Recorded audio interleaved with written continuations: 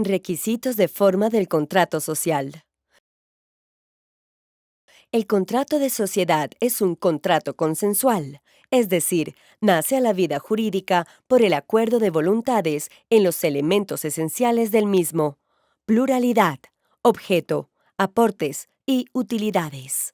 Si el contrato se celebra por escritura pública, nace una persona jurídica diferente de los socios individualmente considerados. De lo contrario, se entenderá que estamos frente a una sociedad de hecho. Tratándose de sociedades por acciones simplificadas y de empresas unipersonales, el contrato podrá otorgarse por escrito privado y el nacimiento de la persona jurídica se dará con su inscripción en el registro mercantil. Cuando hablamos de requisitos de forma del contrato de sociedad, nos referimos a los requisitos que debe contener la escritura pública que da origen a la persona jurídica. Hay dos maneras de constituir la sociedad. La primera, y más común, es la llamada constitución simultánea. En esta, en un mismo momento los socios, bien sea directamente o por conducto de sus apoderados o representantes, y con la participación del notario, elevan a escritura pública el contrato social.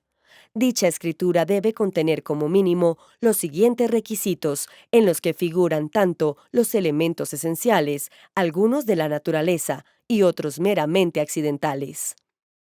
La identificación de los interesados, indicando el nombre y domicilio de las personas que intervengan como otorgantes. El tipo societario, es decir, si se trata de una sociedad anónima, por acciones simplificadas, limitada, comandita o colectiva. El domicilio social, así como el de las sucursales que se establezcan en el acto de constitución. El objeto social, es decir, la empresa o negocio de la sociedad. El capital social, la parte del mismo que se suscribe y la parte que se paga por cada asociado. La forma de administrar la sociedad, señalando las facultades y atribuciones de los administradores. La época y forma de convocar y constituir la asamblea de accionistas o junta de socios, así como la manera de deliberar y decidir. Las fechas en que debe cortarse los estados financieros, así como la forma de distribuir las utilidades, con indicación de las reservas creadas a nivel estatutario. La duración precisa de la sociedad, así como las causales de disolución anticipada. La forma de hacer la liquidación, indicando los bienes que hayan de ser restituidos en especie. La forma como se resuelven las diferencias entre los socios y entre los socios y la sociedad, pactando la cláusula compromisoria cuando así éstos lo deseen. El nombre y domicilio de la persona o personas que han de representar legalmente a la sociedad. Las facultades y obligaciones del revisor fiscal, así como los demás pactos que acuerden los socios y que sean compatibles con el tipo de sociedad que han escogido. El contenido de esta escritura pública es lo que se denomina los estatutos sociales, es decir, las estipulaciones contractuales que rigen la relación entre los socios y entre estos y la sociedad, por lo que su modificación requerirá necesariamente una reforma estatutaria. Sin embargo, algunos de los elementos que contiene la escritura pública, como por ejemplo el nombre del representante legal, no son elementos estatutarios y en tal sentido su modificación, en principio, no requeriría de dicha reforma. Una vez otorgada la escritura pública y habiendo nacido la persona jurídica, procede la inscripción de este documento en el registro mercantil.